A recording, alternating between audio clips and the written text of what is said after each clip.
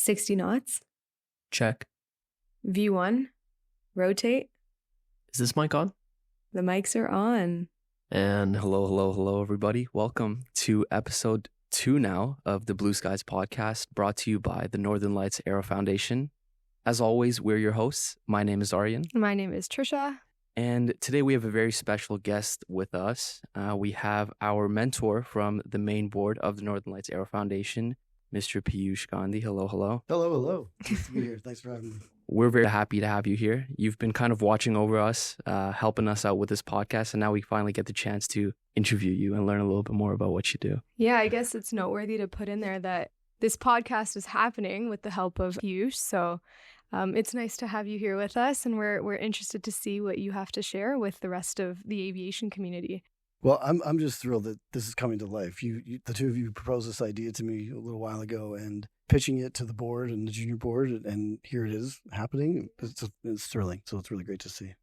Yeah, perfect. Well, I guess we could get right into it. You could speak a little bit about your history with aviation. You've had leadership roles with Bombardier, Porter Airlines, Sunwing.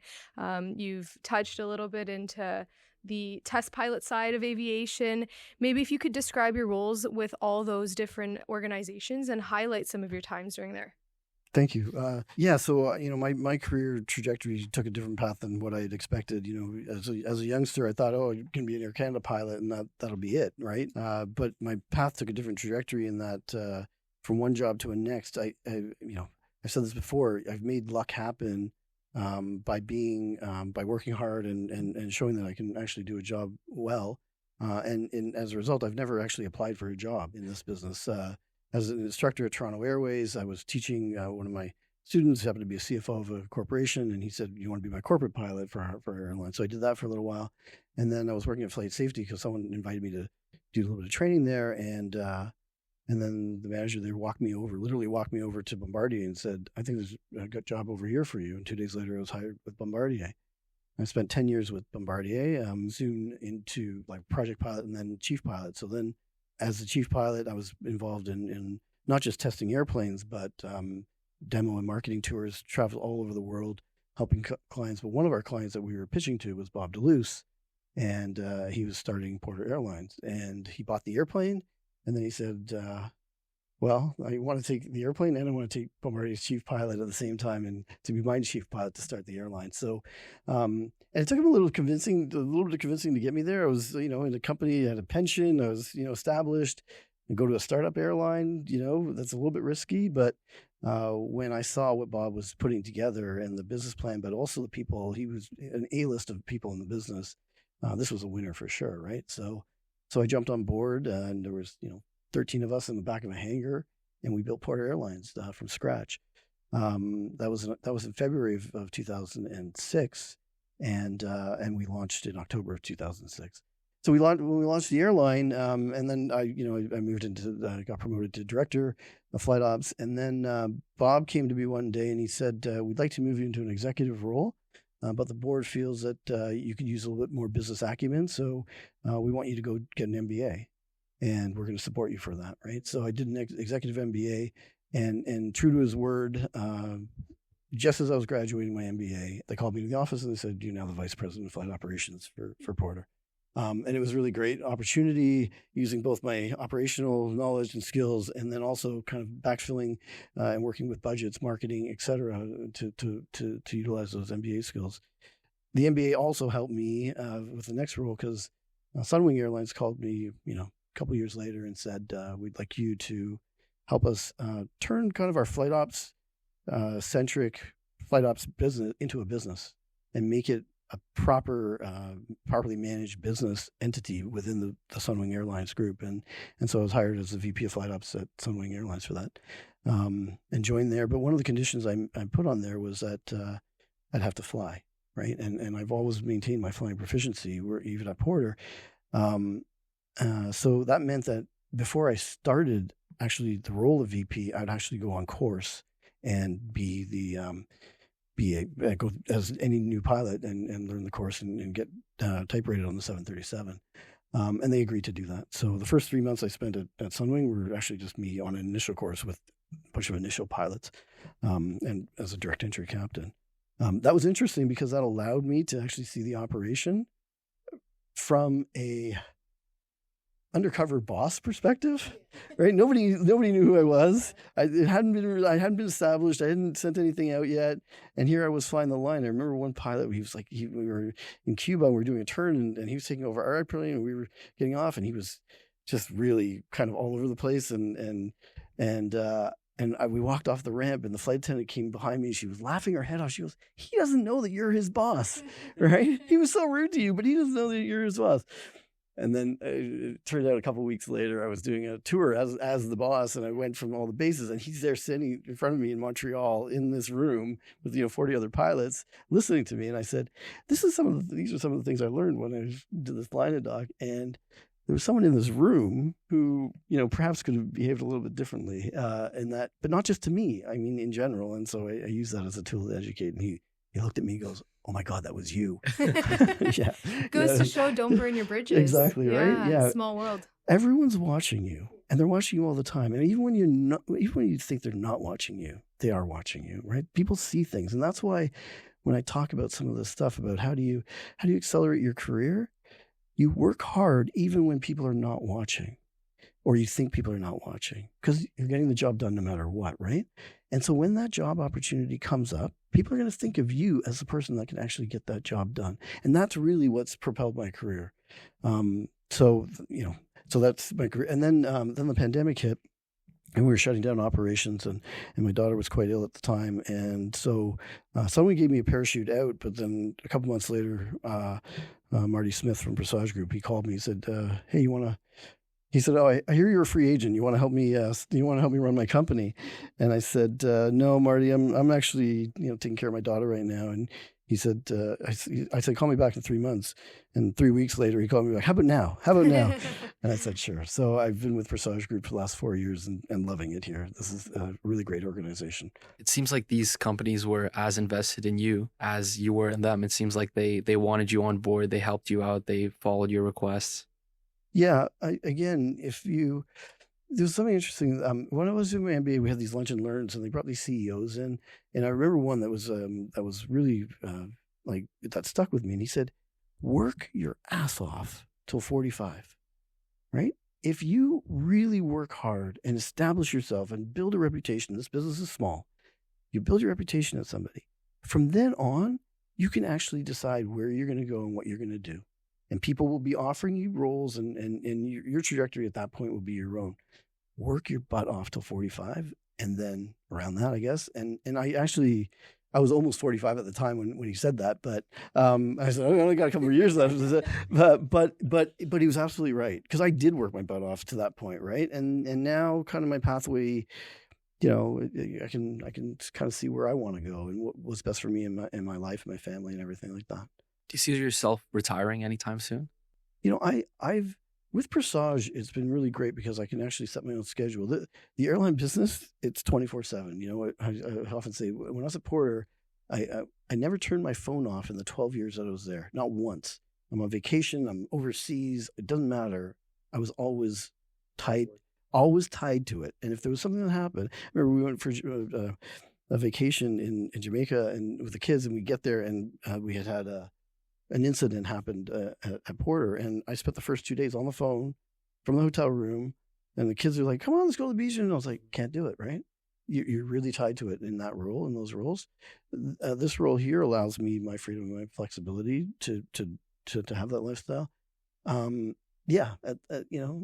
see myself going to 65, but I'll always kind of be tied to the business as a consultant or flying someone's airplane or doing that sort of thing. Flying is actually the core of what I love to do, and it's how I identify myself. It's when you're a pilot, someone says, "What do?" You don't say, "I fly airplanes." You say, "I am a pilot." It's part of your identity, and I identify as a pilot first and foremost, rather than these executives and these other roles that I've held. I like to fly airplanes. That's where all these different organizations, they came to you with a job opportunity. You mentioned that you've never applied for a job. What do you think that it was in you? What skill or what characteristic was it that they were looking for that made you a prime leader, that they wanted you? Yeah, when you put it that way, it sounds really like I don't feel like they were chasing after me, but I do feel, I put myself in a role where, if you have proven your performance and you demonstrate just through your normal actions, don't go out of your way, because people pick up on that too, right? Trying too hard, and you're trying to impress somebody, or kissing up to them or something like that. No, just do your job and do it really well, and whatever your job is.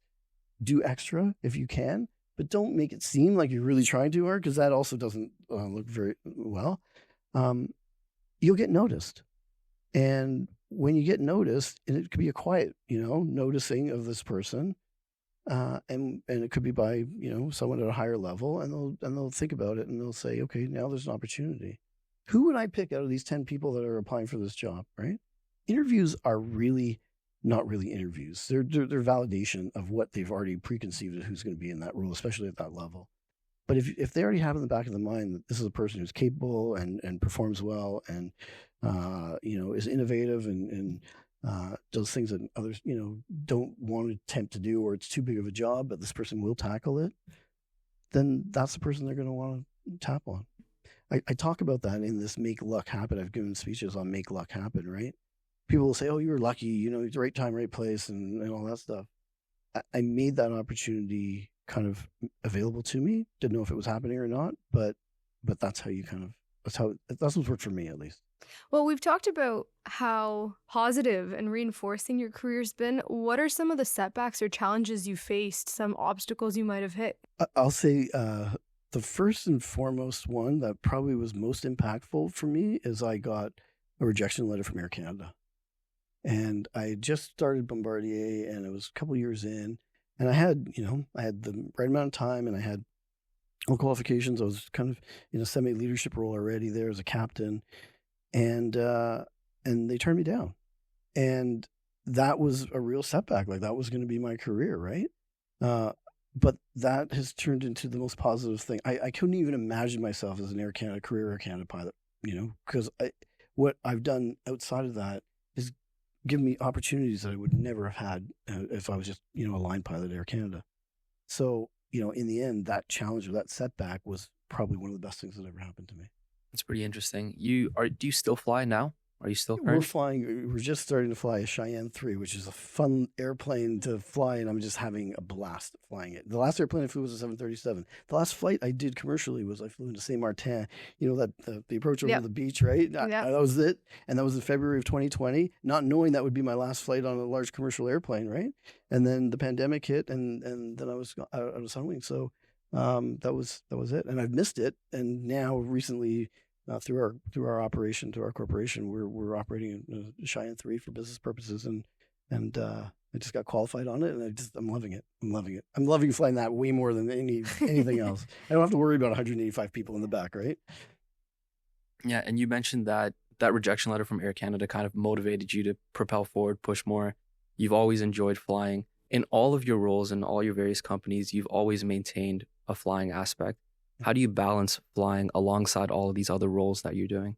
Yeah, that actually does become tricky. And at Porter as a chief pilot, you were actually flying a lot more, and you have to be on the line. You're doing check rides and training and all that stuff.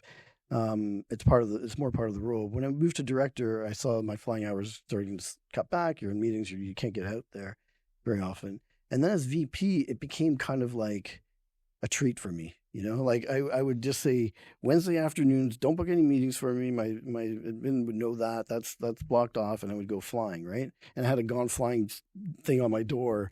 And to me, it became a break. It became like an escape from the office and all the other stresses that are involved. And flying it was just so much fun for me. When I went to Sunwing, I thought I would fly some more, but I didn't. In fact, I probably flew less than I did at Porter, where I was flying once or twice, maybe 3 times a month. But similar, circumstances. Wednesday afternoons, that was it, and I would go flying.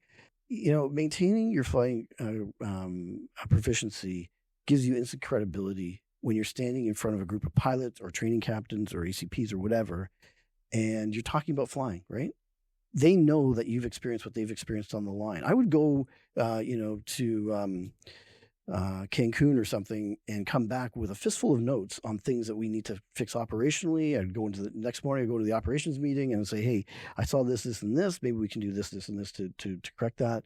That gave me an opportunity to that. But it also gave me an opportunity to sit with a pilot in what I call in a closet for 10 hours. And once you sit in a closet with someone for 10 hours, they tell you stuff, right?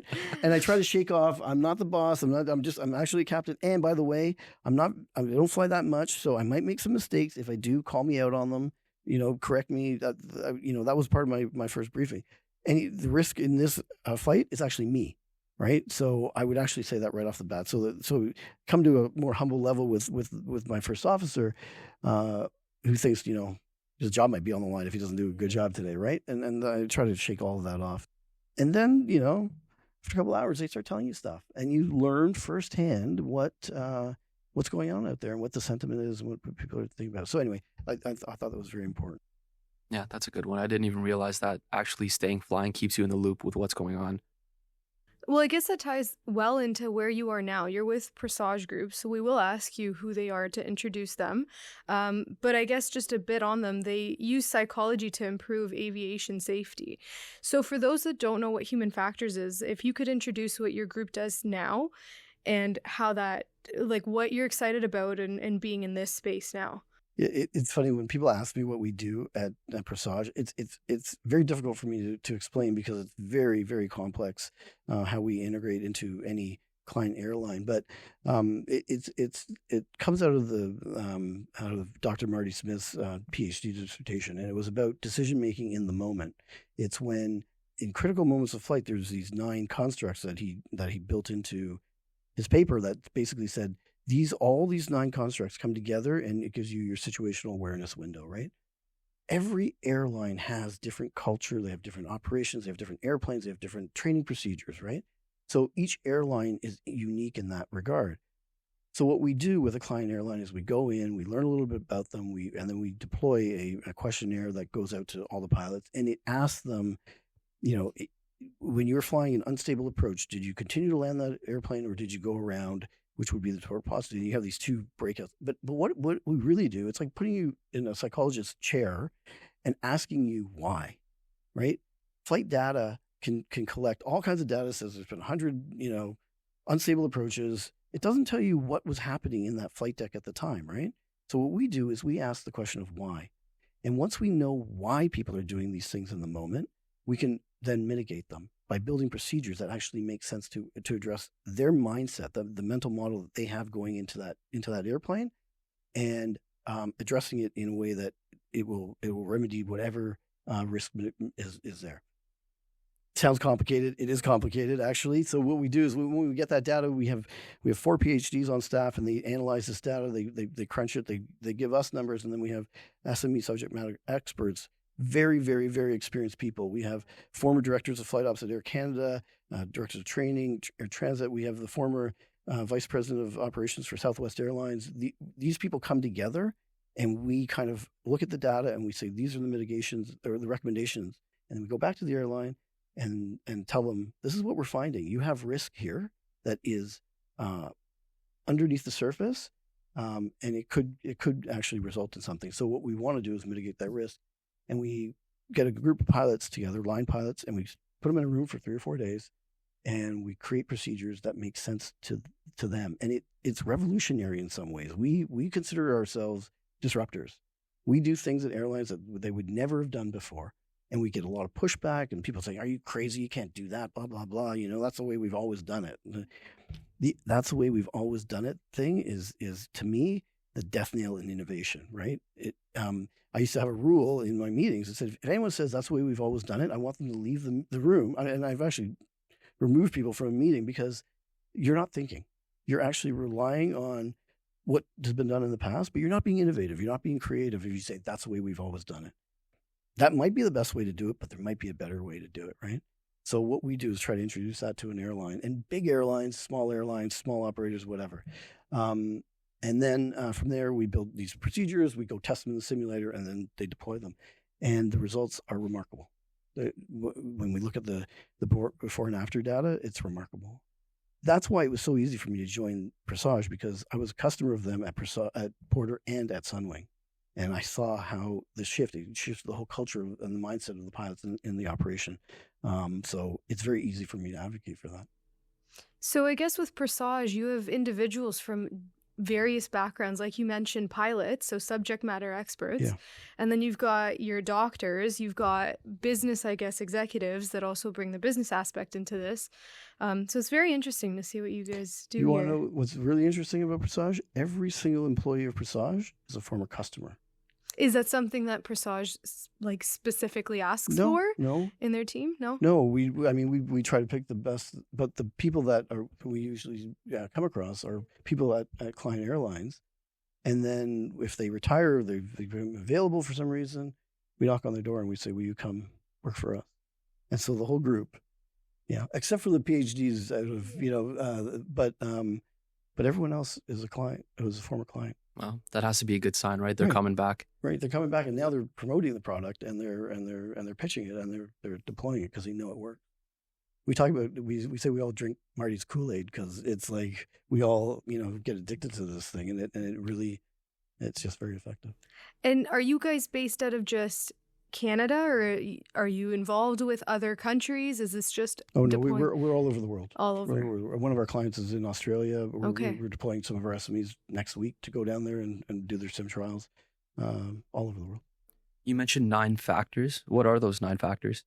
Knowledge, experience, corporate culture, instruments, gut feel. And do you have an example of something that you guys have changed recently that positively influenced an airline? Or is that kind of That you can classified? speak about? Yeah. Yeah, a lot of the client data is confidential, and I can tell you a large international client, for example, they had a 125% improvement in high-speed landings, a reduction in high-speed landings. They had an 85% improvement in go-around compliance. They had a 30-something% improvement in unstable approaches. One client from deploying this, and one major international airline.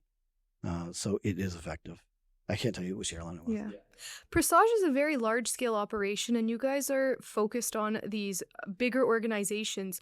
Is there any focus on the root cause? So going back to flight training units and where they might learn these habits, is that ever a topic that's come across? Well, it's ingrained in the culture of an organization. And yes, we've talked to major airlines. Major airlines have their own cadet programs. They have their own training organizations. They have all of that. We are trying to get to that level. Not many have bought into that. They just want to fix what's at the airline itself, but we do believe that we need to get underneath and get to even the regional carriers that feed these airlines. Everyone, if they start speaking our language from flight training or even from the regional, it'll be much easier to adapt that when they get to the major, for sure. You guys want to be on every level of the tree, I guess? It would be helpful if we could do that, and not everyone sees it that way. So we work from the majors. And by the way, there's only 11 of us.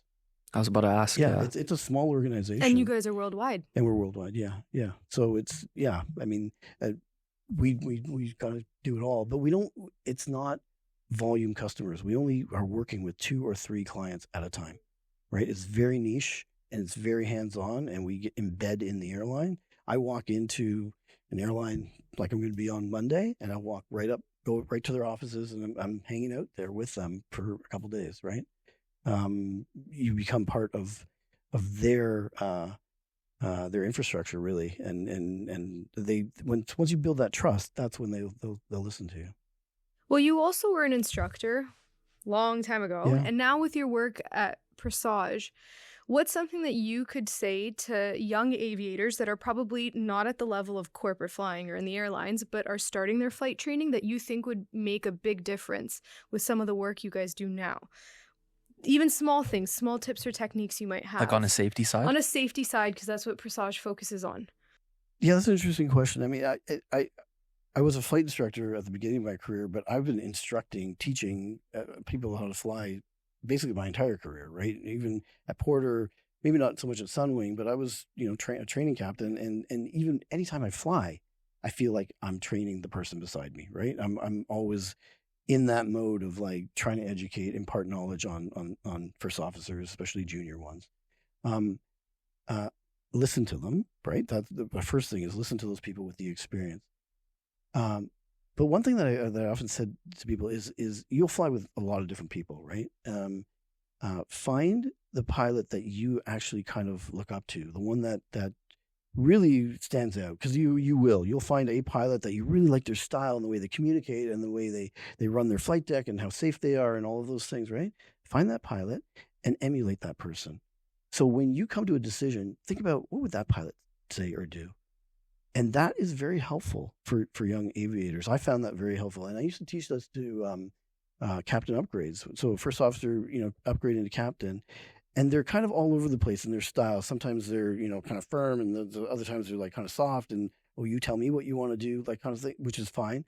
And then I just say, just think about that person that you really like flying with, the person that makes you feel comfortable in that seat, and do that.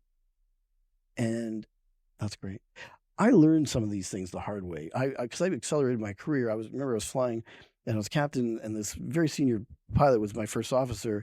And we were coming, it was a test flight, and we were coming in to Trenton, and we were going to do a bunch of things. And I asked him to do a bunch of things. And he put the QRH on the glare shield, and he said, and crossed his hands, and he says, which one of those 5 things would you like me to do?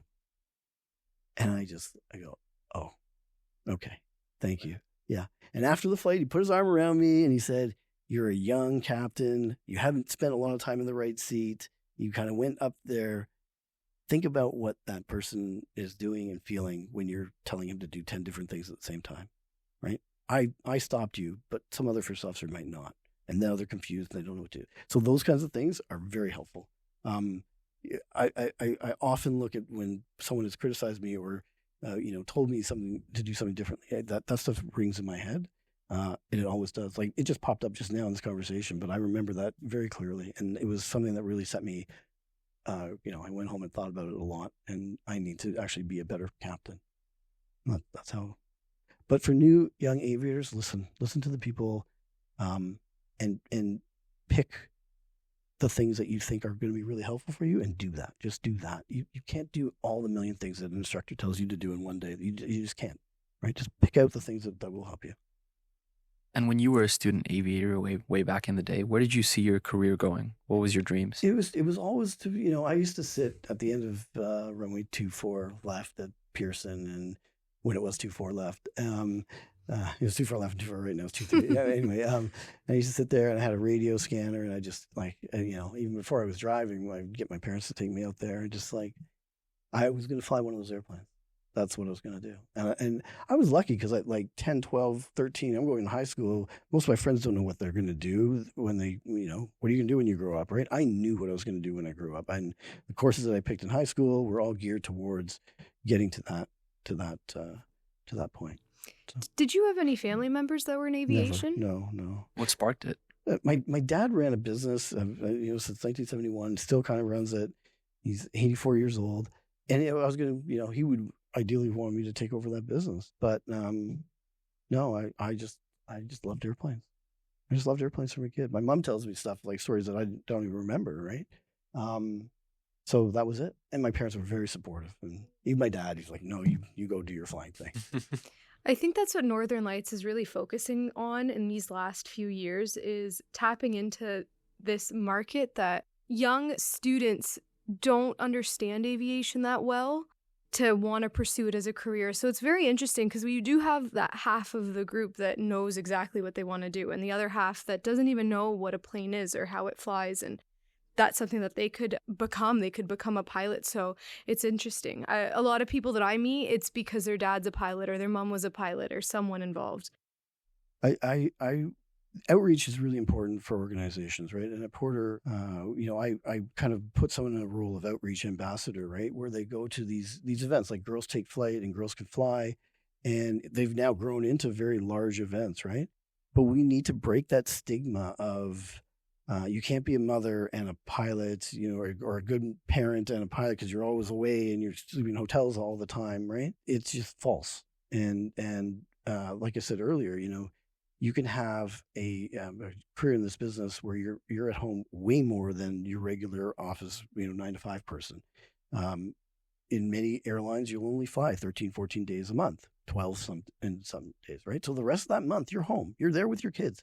way more. And those days that you're flying, you're not always in a hotel. You could be one night in a hotel, the other night you're back at home. Or in some cases, a day pairing, you're out and you're back. You're home for dinner, right? And they need to understand that. And it's the parents of those youngsters that need to understand that, and their grandparents who like say, no, you shouldn't be a pilot. That's not a good career for a woman. Blah blah blah. We need to break that, and we often do that. I used to send when I was Porter. I used to send a single mom out to the high schools and to do, and she wanted to, but she's like, I'm a single mom, and I fly airplanes. I spend more time with my kids than your parents do with you. And that was really important to get across. That we have to break that for sure. There's a reason why only 5 or 6% of the pilots in the world are female, and we need to kind of crack through that. And that's what Northern Lights does, I think, in many ways. It inspires people to take this career on, and I'm proud to be part of that. I guess that's a good transition into what we'll talk about next. But you've been championing diversity for a long time now, since your days at Porter. Can you tell the audience a little bit about what you've done and what your role now is at Northern Lights? That to me is a very important part of my role, right?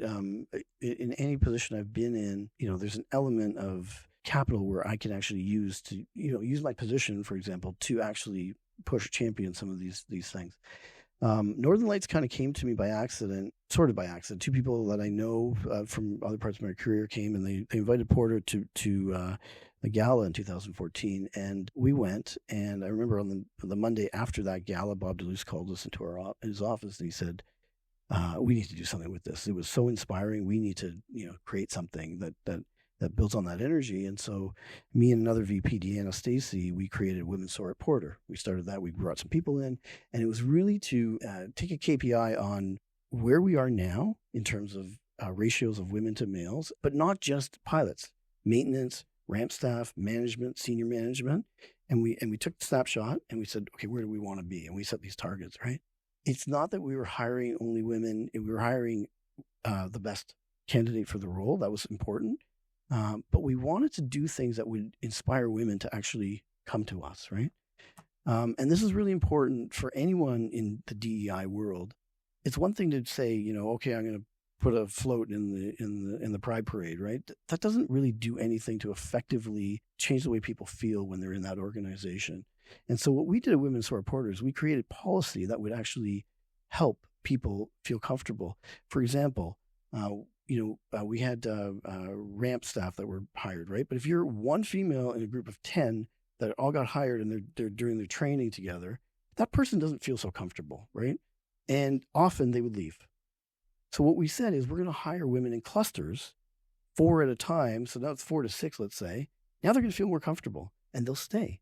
It was just a matter of doing that, building policies around maternity leave. And we, in fact, build policy around paternity leave, where often pilots are they're partners and they have a baby, right? Why should the female partner have to sacrifice a year of their career to do that? So why don't we offer paternity leave so the male can take part of that burden, right? Even just the uniform. Having a uniform that is not your typical boxed male suit that it's like you're wearing your dad's suit. No, you build a uniform that actually fits the shape of a woman, and that actually makes them feel more comfortable. That you've actually taken the time to do that makes them feel like they belong, right? So those are the things that we kind of did, and we brought in speakers, and we were so proud. We had 51% management was female at Porter, and we had the highest ratio of female pilots, 15% pilots. And that's not a good number. And I remember Bob was like pushing us, I want 20, 15% is 3 times the world average, right? And so we were doing something right there that was encouraging this. And from a business perspective, the data showed that female pilots didn't kind of go and chase the biggest and the best, or, I want to fly a 777 and all that stuff. If you built a lifestyle that was comfortable for them, they'll stay, right? Some of them, some are airplane chasers, but so from a business case, it's a retention piece, right? And there's this pool of very, very capable, qualified women out there that we need to encourage to change those numbers, right? Even in the colleges, there's still only 5, 6, 7% women that are going into school. Well, you can't change the ratio in the industry if that's what you're facing, right? that was at Porter. And then when I went to Sunwing, we had to create a DEI thing, and we called it URU, yay. And we introduced policy there as well, where that was effectively starting with, make a prayer room, right? So people can actually go and pray. And it was non-denominational. If you were whatever, you can go in there and spend some time in there in a quiet space. But the thing I was actually most proud about was we created a uniform guideline that was non-gendered. So there was only a uniform A and a uniform B. So whether you could have been transitioning, doesn't matter. You didn't have to go and say, well, I now want a female pilot uniform. You could just order uniform A or uniform B. And then we took away all the gendered aspects of nail polish, of hair length, of earrings, of tattoos, all of that, and just became male or female or whatever you identify with. These are the guidelines. So if you were, even if you identified as a male and you had long hair, you would just have to keep it in that neat fashion that the women did. And that creates belonging, right? We're really proud of that. And we bring some of that to some of the airline clients that we deal with as well. And you mentioned some of the work that you did with Redwood, if you could touch on that. Oh, thank you. The Redwood is a women's shelter in Toronto that my neighbor, said there's a board seat there. I just thought I might be a good person for that. So I walk in there, and it's such a powerful group. So I remember walking. So I went in, I interviewed, they decided they were going to hire, and I was, again, the only, male in that organization at the time. And I walk into, and the Redwood it's a shelter, right? So it's a fortress. It's, you wouldn't even notice. I used to drive by it all the time, didn't know what it was, right? Because there's no, but you walk in, first of all, there's like a big steel door, and they identify you through a camera. You walk in, and then you're in another steel door, like kind of a room, containment room, and then they let you in that second door, right? As it should be. They're protecting those women and children that are in there. And I walk downstairs in the basement, and there's these women that were so passionate and knowledgeable. And, I usually run these meetings. I usually sit at the table. So for me, now I'm sitting somewhere else, and I felt very small, actually. These women were so smart, and they were involved in this part of the world. Like, they were involved in housing, or they worked for the city, or they worked for the government in some capacity. Low income stuff, right? That's what they did as their career. And then there's an airline executive that walks in. What am I going to do in a room full of these really powerful women that know this stuff, and I have no background on this at all? Period. But I sat and I listened, and I found my place. Right. I ended up running the fundraising committee, and I ended up working with the finance committee, right? So things that I'm more familiar with, and that's where I kind of fit into that, right? And then I would participate in their AGMs and other things, and I'd give speeches on it, and because I stood out, it was like, oh, can you talk about your experience with Redwood? Yeah, well, I could do that because I actually was different. You're the first ever male main board member with Northern Lights. What was that like, working with an all-female board? Well, similar. So I had already done the Redwood thing, so now I'm doing the Northern Lights thing. I often find myself in a room full of women and I'm the only male. So it was a little bit more comfortable. And also on the Northern Lights, I knew almost everyone on the board. I'd worked with them. Some of them, one was a former employee of mine, and others, through industry and stuff. So it was much more comfortable. But again, I didn't want to come in there and be accused of mansplaining or doing something like that would obviously set it off wrong. Yeah. So I sat back and I listened, and I kind of looked for opportunities where I could actually use my experience and my skill, whatever, to help Northern Lights. And one of the things that I proposed was this junior board idea of giving younger people who don't have experience in the industry an opportunity to be part of a board and deal with the governance and all the little pieces, committees, and all the work that comes with being on a board, a non-for-profit board. And I kind of pitched that idea to the board, and I thought it was a good idea. And Kathy Fraser and I kind of ran with it, and here we are, right? And the junior board has been quite successful. We're really proud of all the work that you and everyone else on the board has done.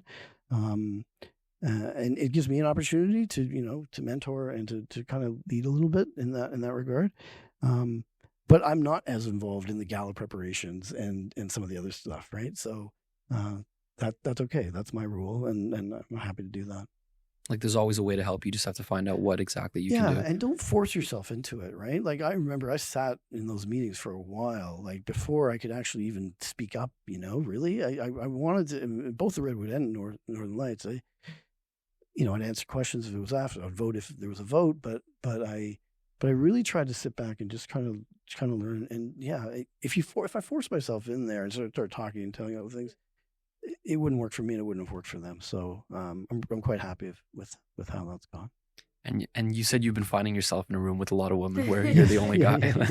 Quite a problem to have. But I also coach a girls' baseball team. So it's like I have 2 daughters, right? This is my inspiration. My motivation is to create environments where my daughters will feel comfortable. My daughters are also brown, so that also, is part of the equation as well. And I often find myself in a room where I'm the only brown person, right? And that too is a challenge. So I can relate in that way to women on that one little piece where you're the only person in the room doing that, right? But women of color are also dealing with those 2 elements, and I think that I just feel motivated by my girls to give them every opportunity, and we got to kind of crack through all of this stuff. So it's a main part of my vocation, my life really is what I do here. Well, let's step back a bit and ask you why you think diversity is even important. It's something that we all talk about, DEI. Why is diversity important? DEI is the common phrase, but I add the B at the end of it, which is the belonging piece.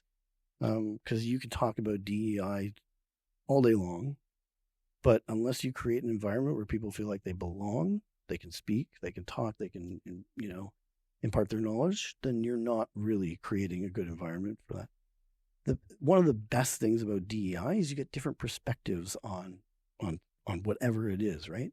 If you're a room full of the same person, same type, because people will hire people that look like them. That's just a normal, natural bias. You will hire the people that look like you, or talk like you, or act like you, or come from the same background as you. When you hire somebody who's come from a different background, different culture, different language, different gender, they're bringing a perspective into that room that you don't have. And that perspective could be very, very useful to your organization, right? So that piece of diversity is really important. I remember we used to say, our board or our management should look like our customers. Right? Where we have a diverse group of customers, well, you should actually have management and employees that look and sound and talk and act like your customers, because otherwise you're not going to be relatable to some of those, to a lot of those customers, right? So that's why, from a business perspective, it makes sense. From a morals perspective, there's all kinds of reasons why DEI is important. But if you want employees to stay, make them feel like they belong, right? Make them feel like this is a place where they care about me, they care about my culture, they care about my gender, and that's really important. And again, that talks about retention as well. And you could turn this into a business model that it makes sense from a business model to have a diverse employee group. And we know that you were inspired, I guess, by your daughters or motivated by your daughters to help make a push into this field. How does it feel being a man fighting in this space? Yeah, I often find that to be quite challenging, to be honest. I remember when I went into this organization, I was sitting in a room with 3 people from HR asking why we don't have maternity benefits for our pilots. And I'm sitting there and I looked at all 3 of them and I said, you are all women of childbearing age, and I'm the one arguing that we should have maternity benefits. Why aren't you arguing or agreeing with me that we should have maternity benefits? This is something that I find myself challenged by, right? Various reasons, they don't want to create, the budget costs, all whatever it is, they should be championing it, right? They should, we should all be championing it, right? That's it's just for equity, if for nothing less than that, and it's the right thing to do. But I often find myself in that role where I'm actually championing issues that people in the room should also be doing as well. Yeah. One thing I find is that getting involved with Northern Lights and just talking to friends in school, for example, a lot of them being male, just talking to them about what we do in the organization, they find themselves getting more motivated for a cause that they never thought of twice before, knowing someone else who is fighting for that cause. Yeah, and I've had some people, kind of make fun, poke fun at me, and you're in all these women's organizations. Like, I feel actually bad for them because they're not actually realizing, the full benefit of helping women and others in this business, right? Like, it's not something to ridicule. It's not something to take lightly. We need to do this. Well, from there, your role with these different women organizations, you're also known for mentoring in these organizations and mentoring young professionals. Can you tell us a bit about your mentoring approach and why mentorship is important to you? I've been fortunate to have mentors that have guided me through my career, and some of them not like defined, mentors. They're just people that have been there and kind of provided me with advice. So one piece of advice that I received from CFI at Toronto Airways at the time, he's now since passed, but I came in the first day and he said, you look young. You are young, and you're going to have a student who's double your age, right? He said, you need to go in there and without trying too hard, show them that you know what you're talking about. Don't feel like you have to prove it to them, but show them. Just be good at your job. And that's a piece of advice I give to any young aviator, right? Just be good at your job. Don't try too hard. Just do it. Do it well. And he said, that's the way that person is going to listen to you. If you don't do your job well, then they're going to just discredit you right away because you'll be, in 5 minutes, they'll say, I want a new instructor. Or they're going to say, if you're trying too hard, they're like, this person's immature, really, is where that would go. So that was one piece of advice, again, that sticks in my head. I often find myself, when I went to Bombardier, I was a chief pilot at 29, and everyone was older than me, like by a lot, right? So I kind of used that piece of advice that he taught me. Just go in there, do your job well, treat people respectfully, and then they'll come around. Mentors, I find, will find you.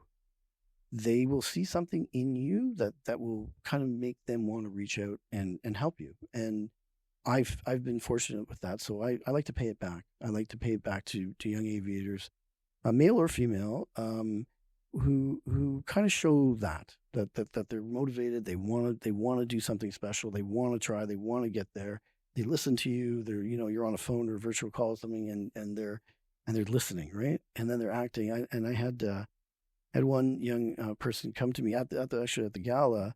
And I remember her dad called me, and she was 15 years old. She was in high school, and she thought she wanted to be a pilot. Not even sure about that. So I kind of guided her through some of her high school stuff. And then when it came to picking schools for aviation, I kind of helped her with that. And she came to me and she said, I just got my commercial pilot license. And I was so thrilled, right? Thrilled for her, but what a reward that was, even for me, for like to see somebody go from 15, she's probably 22 now or something, and now she's got a commercial license. I was just thrilled by that. So it is rewarding to me in that regard too. There is payback for sure. Yeah, I remember when I was looking for a school to go to as well. You definitely remember this. Yes, I do. My parents were helping me a lot in my selection and trying to figure out what's best for the future. And they found you on LinkedIn, and they're like, "Look, it's another brown guy. Yeah. He's in the field. Yeah. We can reach out to him." And I was like, "No, don't do it. Don't do it." And yeah, I remember your dad contacted me cold. I didn't know who he was, and he just contacted me, and he said, "Do you mind talking to my son?" Yeah. And I'm glad we did that, right? Yeah, I'm very thankful for that. Well, I'm actually thankful too, because now look at you. You're kind of moving in that direction, and that's rewarding to me. So I love seeing that. There are a lot of organizations that offer mentor and mentee, programs. Northern Lights being one of them. When we go down this process of finding mentors, we want to find people that really will engage. And sometimes, no matter how good they are, they're not the right person. They're not the right fit, not the right personality, not the right understanding, whatever. Don't stick with them just because that's who you. It's okay to say, not working out. Can you guys help me with a different mentor? That's okay. And the person who's mentoring shouldn't feel insulted by that. They should just recognize, yeah, you know what? I could probably work with someone a little bit better, someone different than that person. So it doesn't always work that way. My mentors have been mostly my bosses or people that have been senior to me. And I talked about that one gentleman at Bombardier. He sat in the same kind of corner cubicle area as me. So he was always whispering stuff into my ear. And when I went to Porter, this is another thing I just popped in my head. When I was leaving Bombardier, he put his arm around me. He always put his arm around me, and he's like, make Porter a place where people want to come to work, not that they have to come to work. And I remember that, and it was like, okay, I want to make it a place where people will actually enjoy coming to work. And it resonated in my head. I kept on thinking about it. When I went to Porter, mentor Richard Wells, he kind of he did the same sort of thing. He just kind of guided me through. He goes, I'm the guy in the background. You're the front man. You're going to make mistakes. And when you do, I'm going to pick you up. I'm going to dust you off, and I'm going to push you back out there again. I was like, that is, like he knew I needed to have my own autonomy. I needed to make mistakes, and I made mistakes. And he said, I told you that wasn't a good idea. Now you got to go deal with it, right? This is how maybe you might want to do that. And I made a lot of mistakes in those, especially in the early days. I've never run an airline before, right? And all of a sudden I'm the chief pilot of this new airline, and I'm doing things that, were not right. And that was really helpful. Listen to your mentors. They'll stick handle you through those minefields and make sure you don't step on one of them. Well, now from a mentor's perspective, you had a 15-year-old girl way back when. What were some of the pieces of advice that you gave her that could also echo for other young female mentees out there? So I often find in this business when you so first of all, picking your pathway in education, of course, there are not a lot of opportunities or in Ontario and Canada, really. You got your Senecas, you got your Waterloos, Western. You have those normal schools. But even at that, pick a school that's actually going to give you what you want in the end. And Seneca's degree program is good, but if you didn't, like, I wanted a degree when I also wanted to have a degree, and back then it was only a diploma program, right? So after I finished Seneca, I went to York University to try to get that degree. I didn't end up finishing it, even though because my career just got in the way. I ended up doing it much later as my MBA, but pick that sort of thing that suits you, right? Seneca's an intense program, and it's not for everybody, right? If you want to go to Waterloo and or Western and get your degree in aviation management, that's great, and then get your pilot license on the side. That works for people. But when you're out of that and you're done, you got your commercial license and you're looking for jobs, a lot different than it was when I graduated. When I graduated, there's only 4 people out of my graduating class of 24 that are still in the business, because we came out in 1993. There we go. I'm going to age myself here. And there weren't jobs. The industry was really, really depressed at the time. Those of us that stuck through, we've had careers in this business, but most of them didn't. It's different now. Some of the people have jobs lined up before they even graduate, right? And most people from the graduating classes are going to find work somewhere. The work that you find, make sure that it's work that you want to do. If you don't want to go up north and fly in the bush, don't go up north and fly in the bush. If you don't want to be an instructor, then don't be an instructor. Just because everyone else is being an instructor, no, that doesn't work. Because what will happen is you'll get jaded about it, right? You'll, this is not such a great job, and and this in the back of your head is like, this is what I worked for. No, it shouldn't be like that. You should enjoy the ride, And if your journey is to a major airline, if that's where you want to go, aspire to be, great. But don't necessarily think that that's the be-all, end-all. There are so many different pathways in this business, and I found out that I could do all kinds of different things other than fly, an Air Canada airplane, right? And I'm fortunate in that regard, that I was able to find those pathways. But if that's what you want to do, get there. That journey should also be enjoyable. You don't want to get there and just be jaded about the business. The other thing that I would talk about, especially in this generation, is the sense of entitlement. If you go into an interview and you ask, and you as the interviewee ask, oh, how long is it going to take me to upgrade to captain? I'm going to put a big X on that. We'll upgrade you when you're ready, and we'll upgrade you when you've proven to us that you're capable of being a captain at this airline, right? But don't come in there and say, what's the timeline until I get to this stage in my career? That's the wrong attitude right off the bat. I remember we were doing kind of a job fair in the Seneca hangar in Peterborough one time, and I was there with I think it was with Sunwing. Yeah, it was with Sunwing, and we have booths and all that stuff, and I had one student walk up to me and he said, "What can you do for me?" And I was gobsmacked by it. Like, what can you? When I was graduating, if I even met a VP of flight operations, I was like, "Can I shine your shoes? Can I wash your car?" Like, right? But he said, "What can you do for me?" And I said, "I'm going to give you a piece of advice. The next time you meet a VP of flight operations, don't ask them that question. Now you can leave, right? I don't want to talk to that person, right? I would never hire a person like that." And reputation is very important in this business. It's a very small industry. That person may go apply somewhere else. It may come around and he may come back to me someday, right? But he won't, right? Because I won't. I've written that person off already. So be careful about that sort of thing, right? Don't have that sense of entitlement. Work hard, do your job, do it well, and it'll come. Yeah, I think that's interesting. Even the first point that you made about picking your pathway to your end goal that resonates with you.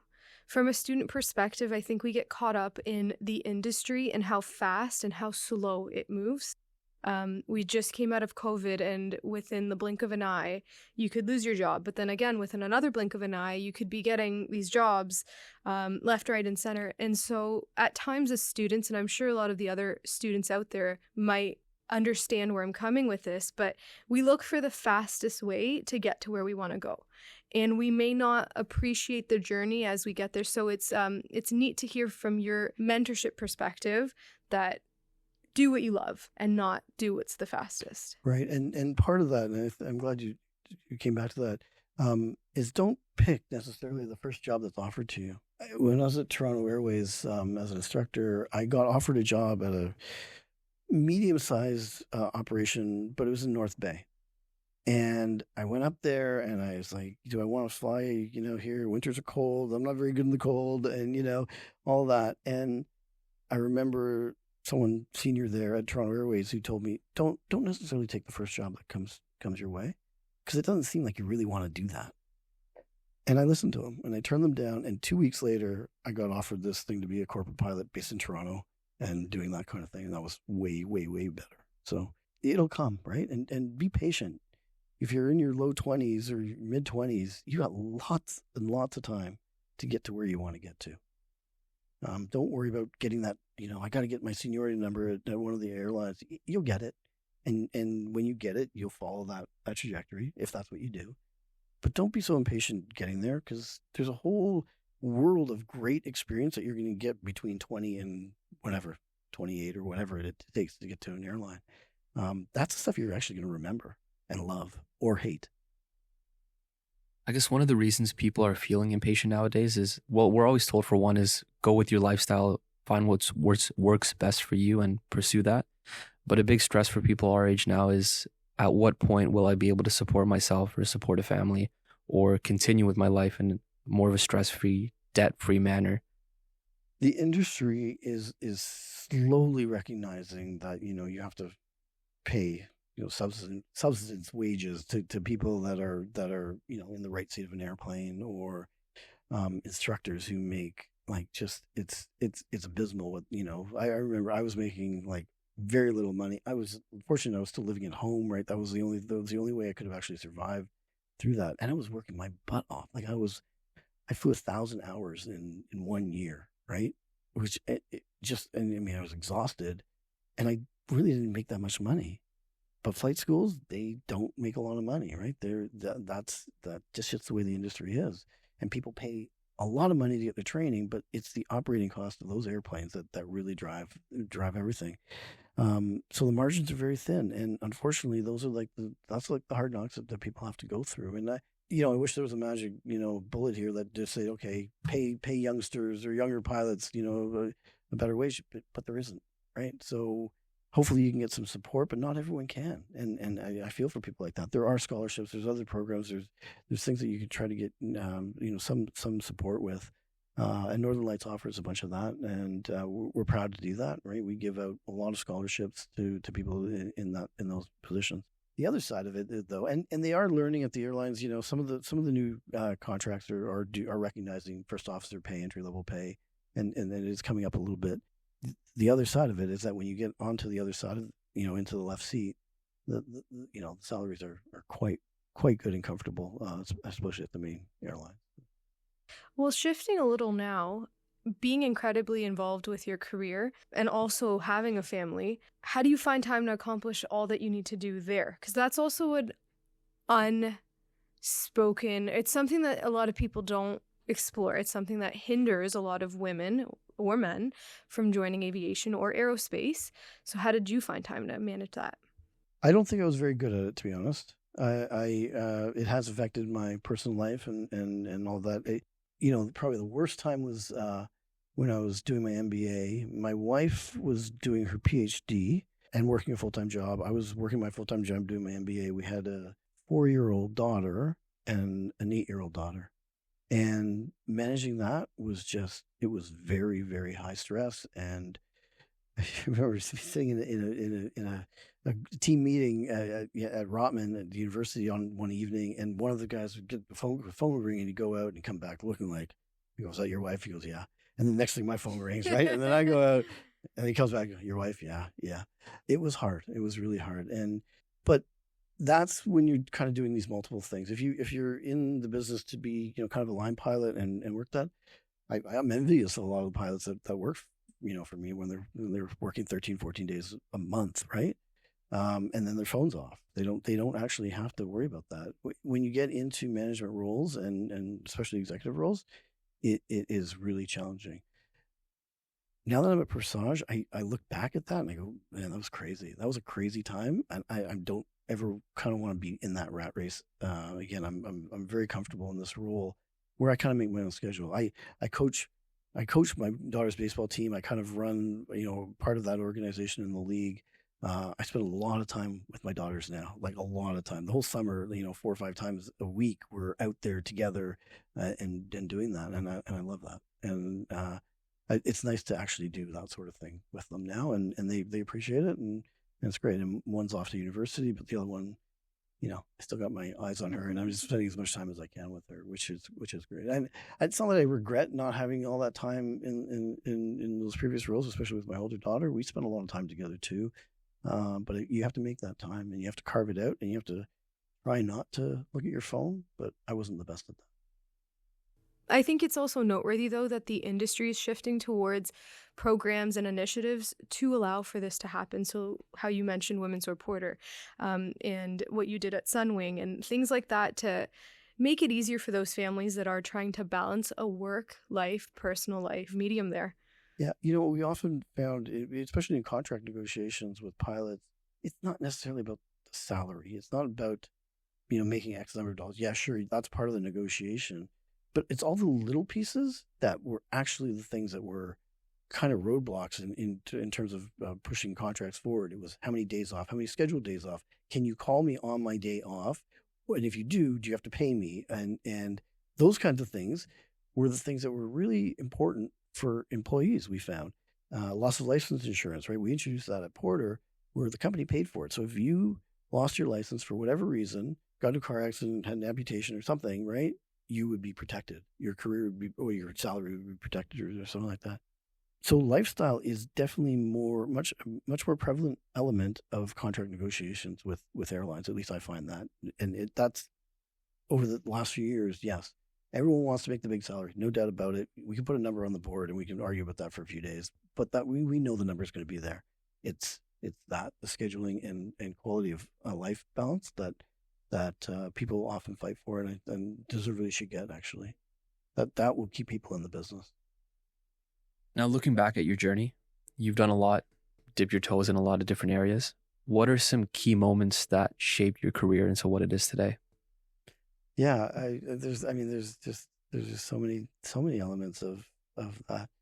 I talked about how I wanted to be a pilot and all of this stuff, and how I wanted right from the beginning. The key moment in my career was actually before I became a Seneca student. So I told you, I shaped my whole high school and everything and education, and I applied to Seneca. I went entrance exam, but I got accepted. But at the same time, I got accepted into York University for a space communication program. And all my friends and everyone was going off to university. And I said, I should go to university, right? So I did. I accepted that, and I turned Seneca down. And that summer, I was in Jasper National Park on the Skyline Trail and thinking, oh my God, I made the biggest mistake of my life.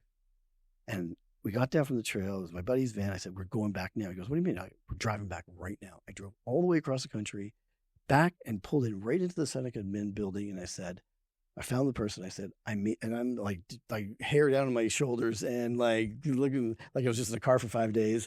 And I said, I made a terrible mistake. You have to let me in. She goes, no, your spot's been taken. There's 120 people in the program. That's it. And I said, I'm going to sit in this chair right here outside her office until you talk to the dean and ask him. Just ask him, please. And she says, oh, no, I'm not. And then she came out at the end of the day and she goes, you're still here? I said, I told you I'm not leaving until you have that. She goes, okay. All right. She said, come back tomorrow morning and I'll talk to the dean. And I was there sitting out in the chair outside her office at 9 a.m. She comes in, she goes, you already here? Yeah. And she went and talked to the dean and she said, they're letting 121 people into the program this year. And that's everything, right? That's where everything started for me. I had that moment of like, this is what I want to do. I can't believe I was going to throw all that away. What was it that made you realize while you were on the I always trip? wanted to be a pilot. I always wanted, like, why am I going to some university program? And it was a good program, space and communication science. I had good grades. I was, fine. It was a new program and I thought, oh, that's exciting. And that'll be, whatever. But I'm sitting up there on this thing, and the Skyline Trail, it's a very long trail. You're literally on the skyline of these mountains, and we spread apart. So I had a lot of time to think on my own. And I was like, why would I do that? Why? I always wanted to be a pilot. And the more I walked, and the more I was like, oh my God, I got to get off this mountain. I got to get back to Toronto, and I got to sort this out. And that's what happened. So if there's any like key moment in my career, that was it. That is a pretty key moment. I had no idea that that's what got you in. It's like something out of the movies. Yeah, that you hear about. Yeah. And I literally, like, we drove, like, and it was his van, like his van. There was 3 or 4 of us, and then we just, what are you doing? Like, I'm driving. I'll drive day and night, and we're getting back there, and we did. Yeah. Props to those friends. They were. They were good about it. Yeah. Well, is there anything else that you want to highlight? I think that's a great way to end this off, but anything else that you'd want to highlight for our listeners, whether they be established in the industry or young people thinking about the industry, anything that you want to share with them? Yeah, so a couple things really. For female aviators, I think joining or getting involved with Northern Lights is really important. You're going to find a community of women who are inspiring, and they become aspirational to you, right? So those things that you might have been told you can't do or whatever, you're going to see a lot of women that have done and done beyond, right? I go to these galas and I'm part of the board, so I see everyone's nominations and there's just an incredible number of women that are really accomplished. So you can do that. So that I would suggest that for female aviators. And the other thing is that you are going to have ups and downs. You are going to fail. You're going to fail a check ride. You're going to fail something. Something is going to not go right for you. I got, the letter from Air Canada said, I thought my career was over at that point, right? You have to work through that. You have to build off of it. You have to learn from it. You can actually grow from that sort of thing. Failure is actually a good thing because you learn that adversity is actually your moment of learning and growth. And so don't get set back by that. And don't listen to people that say you can't, right? You can. You can do anything in this business if you really want to and you really try hard.